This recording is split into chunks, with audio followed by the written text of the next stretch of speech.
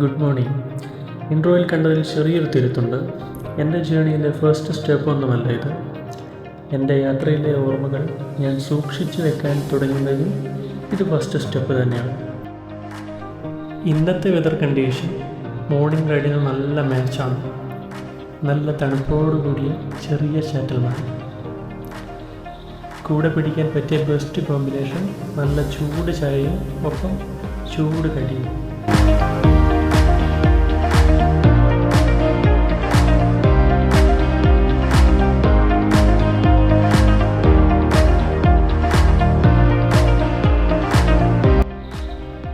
ഞാൻ ഈ channel create ചെയ്തത് എൻ്റെ യാത്രയിലെ മെമ്മറീസ് സൂക്ഷിച്ചു വയ്ക്കാനും യാത്രയെ സ്നേഹിക്കുന്നവർക്ക് പുതിയൊരു ഡെസ്റ്റിനേഷൻ പരിചയപ്പെടുത്താനും അതുപോലെ ആഗ്രഹമുണ്ടെങ്കിലും അതിന് സാധിക്കാത്തവർക്ക് ഒരു യാത്രാനുഭവം എത്തിക്കാൻ കൂടിയാണ്.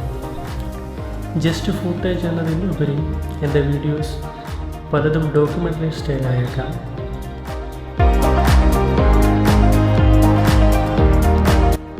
കണ്ണൂർ ജില്ലയിലെ മലയോര ഗ്രാമമായ കൊട്ടിയൂർ പ്രകൃതി കനിഞ്ഞു നൽകിയ പച്ചപ്പിനും ബാവലിപ്പുഴയുടെ കുളിർമയ്ക്കും നടുവിൽ സ്ഥിതി ചെയ്യുന്ന ഈ ക്ഷേത്രം ദക്ഷിണകാശി എന്നും തൃച്ചെറുമണ്ണ എന്നും അറിയപ്പെടുന്നു.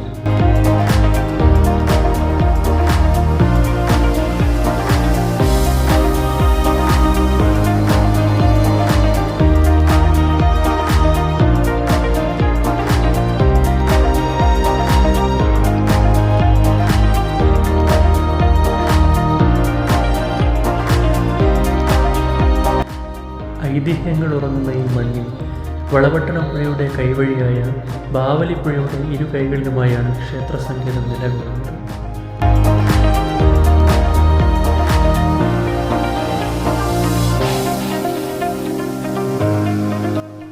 പുഴയുടെ തെക്ക് ഭാഗത്ത് ഇക്കരെ കൊട്ടിയൂരും വടക്ക് ഭാഗത്ത് അക്കരെ കൊട്ടിയൂരും മുഖത്തോട് മുഖം നോക്കി നിൽക്കുന്നു.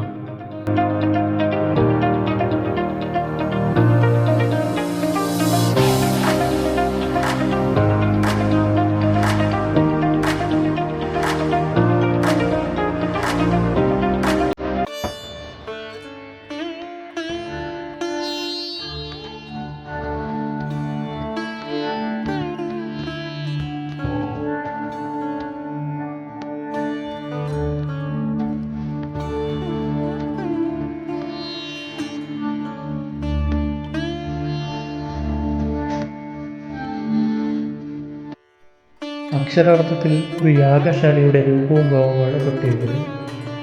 അക്കരെ കൊട്ടിയൂരിലെ വൈശാഖോത്സവ കാലത്തേക്ക് മാത്രമാണ് അവിടെ ക്ഷേത്രം കെട്ടിയുണ്ടാകുന്നത്. ഇടവത്തിലെ ചോതിനാളിൽ തുടങ്ങി മിഥുനത്തിലെ ചിത്തിരയിൽ അവസാനിക്കുന്ന 27 ദിവസത്തെ വൈശാഖോത്സവം ആദ്യ 7 ദിവസം ദേവോത്സവമായും പിന്നീട് മനുഷ്യോത്സവമായും അവസാന 3 ദിനങ്ങൾ ഭൂതോത്സവമായുമാണ് ആഘോഷിക്കുന്നത്.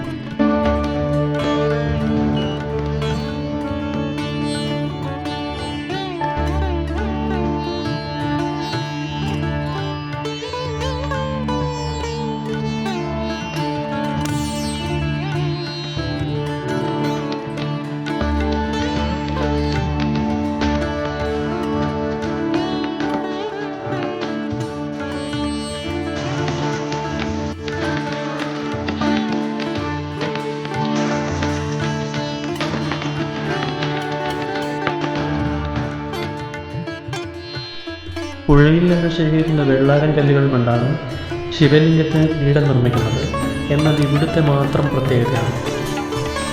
പൊതുവെ ഇവിടെ നീതി പിടിച്ച് പോയി കഴിഞ്ഞാണ് ഈ കല്ലുകളെടുത്ത് ഉരച്ച് കുറി തുടങ്ങുന്നത്. ഇത്തവണ ജനനിരക്ക് വളരെ കുറവ്.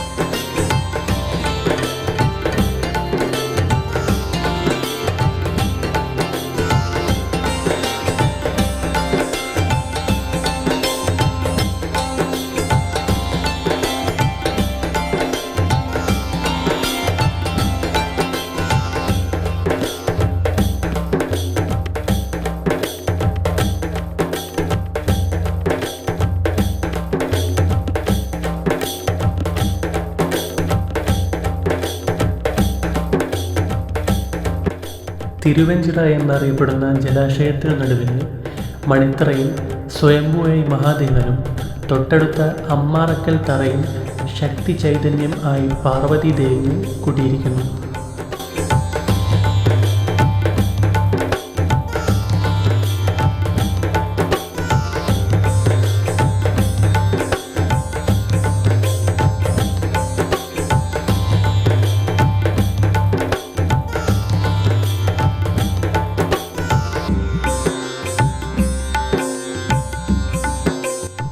ദക്ഷയാഗം നടന്ന ഭൂമി ആയതിനാലാണ് ഇവിടം ദക്ഷിണകാശിയായി മാറിയത്.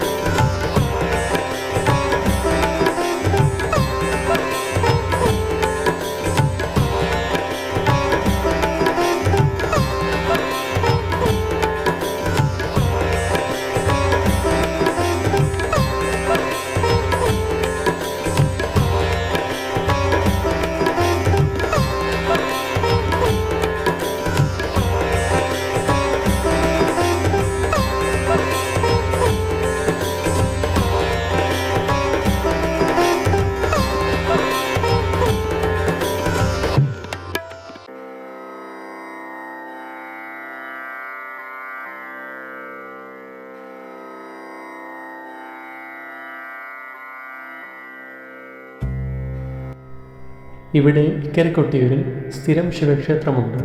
എന്നാൽ ഉത്സവകാലത്ത് ഇക്കരെ കൊട്ടിയൂരിൽ പൂജകൾ ഉണ്ടാകാറില്ല.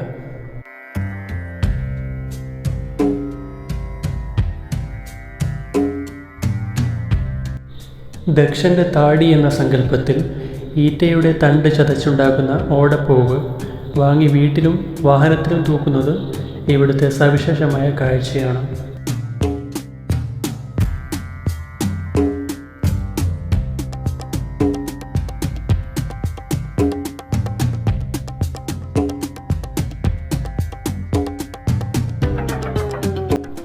കൊട്ടിയൂർ വരുമ്പോൾ അറിയേണ്ടതും അറിഞ്ഞിരിക്കേണ്ടതുമായ വിവരങ്ങൾ അടുത്ത ഭാഗത്തിൽ പറയാം.